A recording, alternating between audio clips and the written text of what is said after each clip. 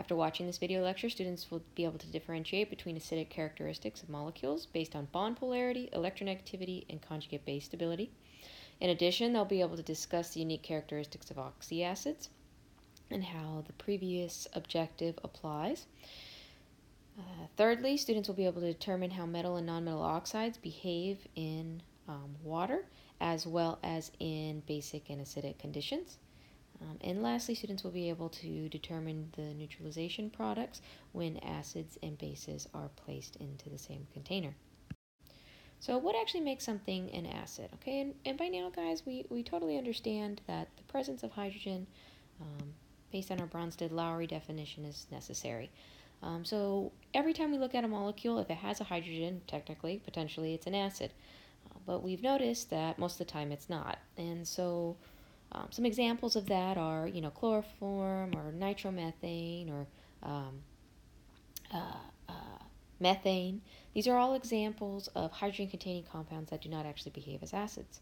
And the reason why that's the case is because CH bonds are strong and nonpolar, and they don't usually have a tendency to donate H+. Okay, and so the three factors that we're going to look at that are going to allow us to differentiate between an acidic proton and a proton that is non-acidic are basically polarity of the bonds, bond strength, and stability of the conjugate bases that are produced. And these three features will help kind of guide us to determining whether we have an acid or not.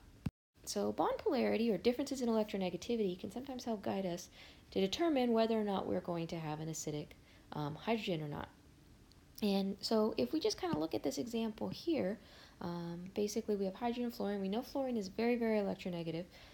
So electron density is being pulled towards the fluorine, and hydrogen obviously is going to have less of that electron density.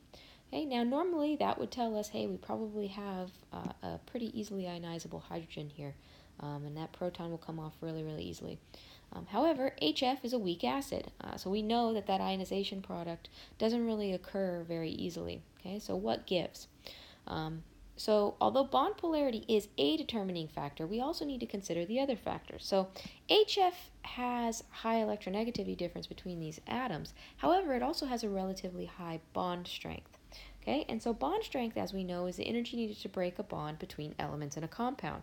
Okay, and so basically the more energy I have to put into breaking the bond, obviously the harder it will be to ionize this hydrogen into a proton ion. Now, this bond strength feature is actually very important to hydrohalic acids. So for hydrohalic acids, or acids in which the hydrogen is attached to a halogen, the primary factor that we must consider is the bond strength. Okay, so despite the fact that we'd have a nice, electronegativity comparison here, the reality of it is that the bond strength is the bigger determining factor to whether or not our acid is going to ionize. Okay, and if we look here, we have basically HF, HCl, HBr, and HI. So basically we're going down the periodic table. And as we go down the periodic table, our atoms are getting larger and larger.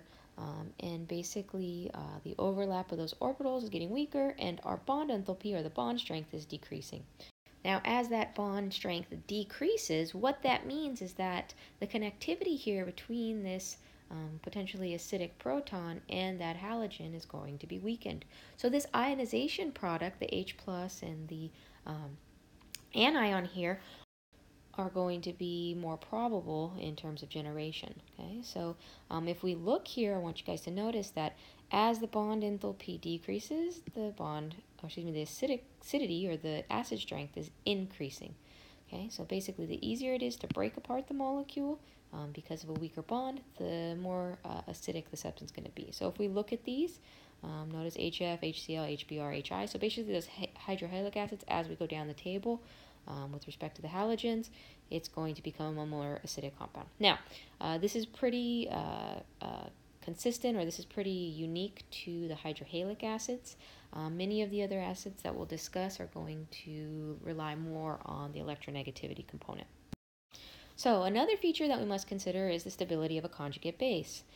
So basically the way in which the resultant charge, or that negative charge, is distributed on the conjugate base, that's going to dictate whether or not we have a stronger or weaker acid. Okay, so basically some things that will allow the charge on the anion to be stabilized are going to be resonance and size. So basically the bigger your anion, the more stabilized that charge will be across the surface.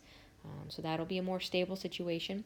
And then resonance is another option. And if we go ahead and we look at resonance, we've seen this several times.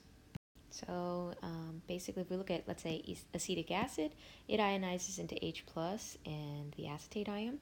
Now, the acetate ion is basically the ion that we see here. Now, this ion is actually stabilized because it doesn't just get isolated to this oxygen atom here. It actually gets distributed between the atoms here.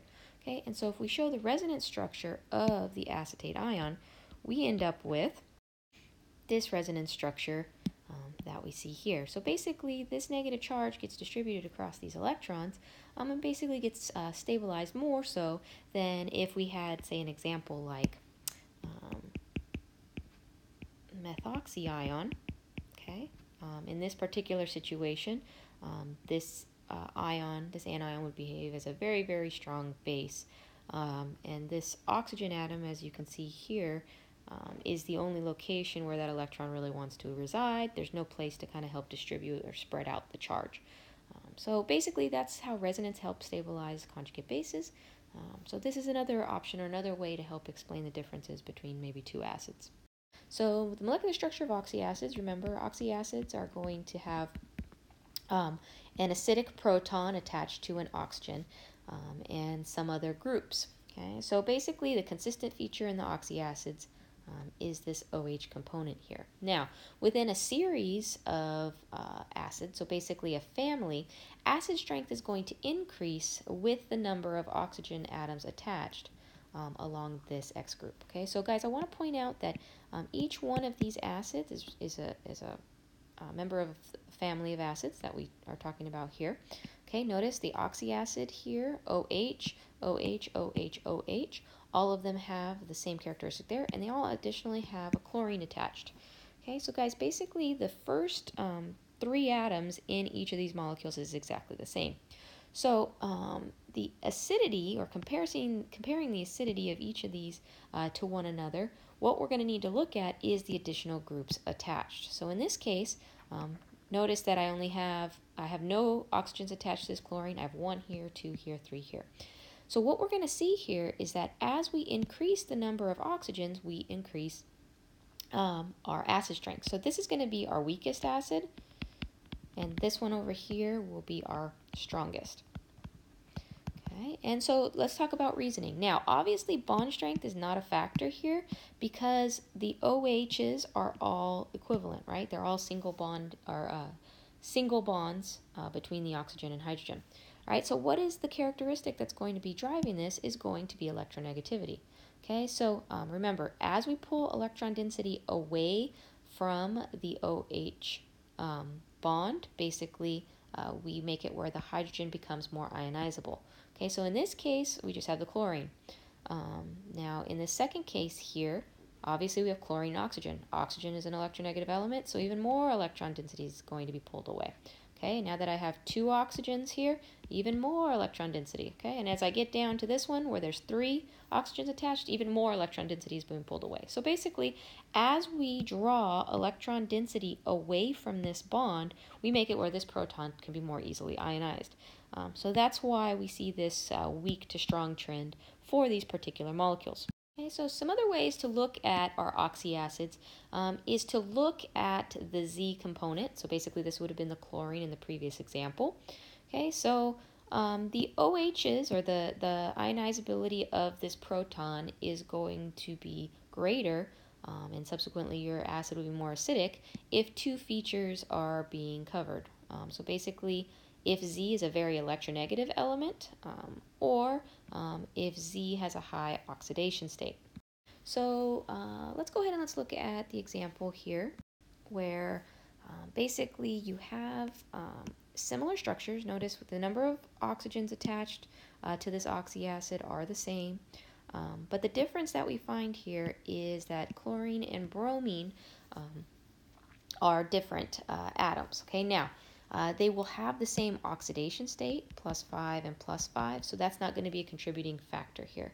Okay, so what's going to be the contributing factor is the electronegativity differences. Now, we know that chlorine is higher on the periodic table than bromine, so chlorine is going to be more electronegative than bromine. So in that case, because chlorine is more electronegative, more electron density is going to be pulled towards the chlorine and away from the acidic proton that we have right here. Okay, and what's going to happen is that our chlorine-containing acid is going to be the stronger acid of the two. So this example is based on the Z having the same oxidation number and being from the same group, but having obviously a different electronegativity value. Now, we've talked about the whole oxidation number being a possibility for affecting the acid strength.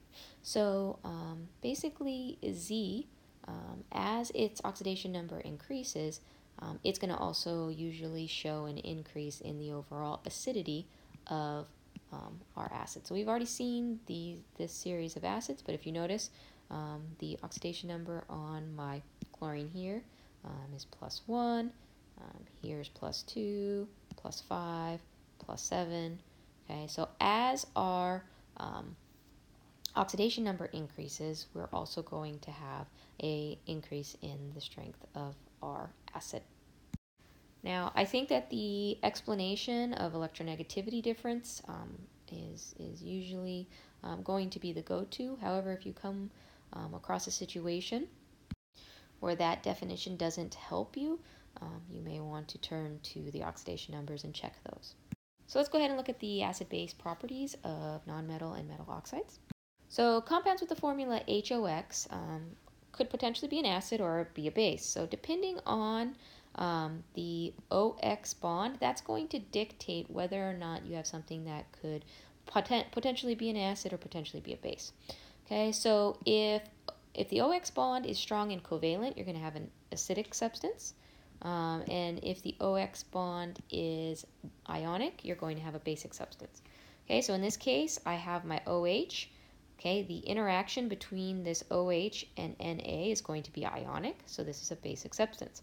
Again, Li is a metal. The OH is going to interact with this metal in an ionic fashion, so you're going to have a basic compound. The interactions here between the Cl and the O, those are going to be covalent bonds. So HClO will behave as an acid. And the same here is true here between the bromine and the oxygen.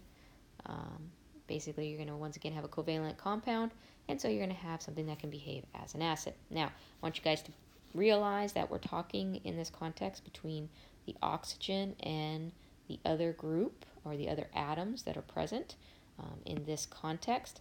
This is what we're looking at here, and we're assuming that oxygen and hydrogen are bound to one another. So please make sure you rectify that in your head. Okay, so oxides in water, guys. Non-metal oxides, or basically covalent oxides, those are going to behave as acids in solution. Okay, so SO3 in H2O is going to give us H2SO4, SO2 will give us H2SO3, CO2 will give us H2CO3, etc., etc. Okay, so basically, anytime we have these non-metal oxides and we place them in water, we're going to produce acids or acidic solutions. Okay, anytime we place ionic compounds or metal oxides in water, we are going to produce basic solutions. Okay, now this basic component here is actually being produced because this oxide ion, so the O2 minus, actually acts as a base in solution to basically rip protons off of the water molecule here and produce hydroxide ions. Okay, so base, acid, and the hydroxide gets produced here. Okay, so covalent oxides or non-metal oxides give you acidic solutions. Metal oxides give you basic solutions. Memorize it, know it, get comfortable with a few examples. So now let's go talk about neutralization. Let's go ahead and talk about neutralization. Basically, neutralization occurs when an acid and a base are put together, and what you will form is a salt and water. Okay, so acid reacts with base to give you salt and water. Now, Depending on the types of acids and bases that are placed together, we are going to produce products that are going to give us different pHs. Okay, so if you have a strong and strong, so this is strong acid, strong base interaction, you're going to end up with a salt and water. And in this case, the salt that you produce is basically going to be negligible in terms of its behavior as an acid or a base when it breaks into its ion. So pH is going to equal 7. Now, if I use, let's say, an example like HF, and we perform a neutralization here, what we end up with, once again, is going to be a salt and, of course, H2O. Now, in this particular case, we have produced a salt that contains Na plus and F minus, okay? And we know that F minus, since it's the conjugate base of a weak acid, it will in fact behave as a base. So your pH is actually going to be somewhere greater than 7. Why? Because this anion that's in solution is going to behave as a base. So weak acid, okay, and it doesn't really matter. In this context, we'll just use the example of a strong base. What's going to end up happening is you do have to consider the salts that are produced. However, when we're talking about neutralization, in terms of strong acid and strong base, of course, we're producing negligible conjugates, and so your pH is going to correspond to that of water. So let's go ahead and talk generically about reactions with metals.